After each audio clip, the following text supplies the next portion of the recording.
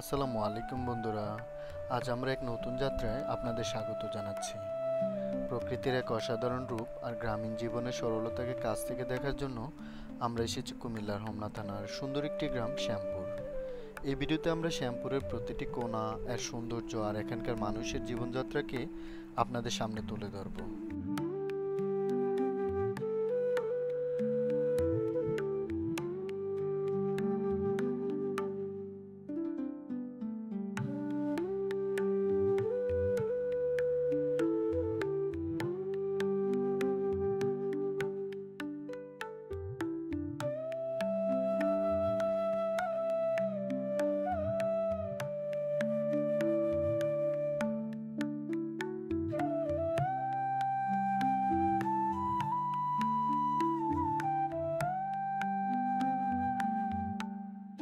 শ্যামপুর গ্রাম মানেই যেন এক জীবন্ত ক্যানভাস, যেখানে প্রতিটি মুহূর্ত প্রকৃতির রঙে আঁকা।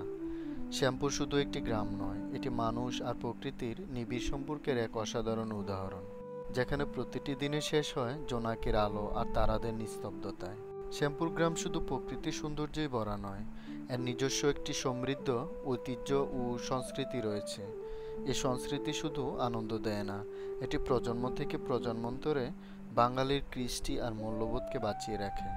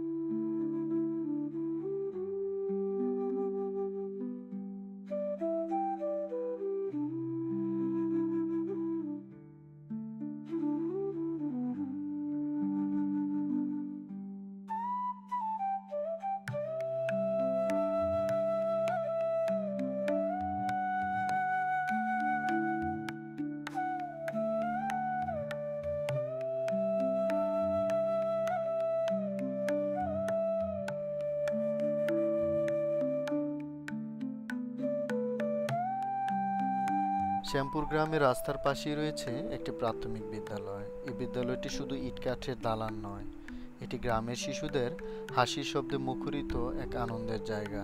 বর্ষার এই সময় যখন মাঠে পানি জমে, তখন স্কুল ছুটির পর ছোট ছোট ছেলে মেয়েরা স্কুলের পাশে ছোট মাঠে নিজেদের মতো করে খেলায় মেতে ওঠে।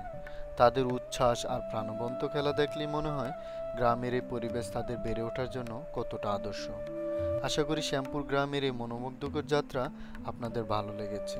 সবুজে মোড়া এই গ্রাম, এর শান্ত পরিবেশ, প্রকৃতির অপরূপ সৌন্দর্য আর এখানকার মানুষের সহজ সরল জীবন সত্যি মনকে এক অন্যরকম শান্তি এনে দেয়। শ্যামপুরের প্রতিটি দৃশ্য, প্রতিটি ধূলিকণা যেন এক একটি গল্প বলে, যা আমাদের বাঙালির সংস্কৃতি আর শেকড়ের কথা নতুন করে মনে করিয়ে দেয়।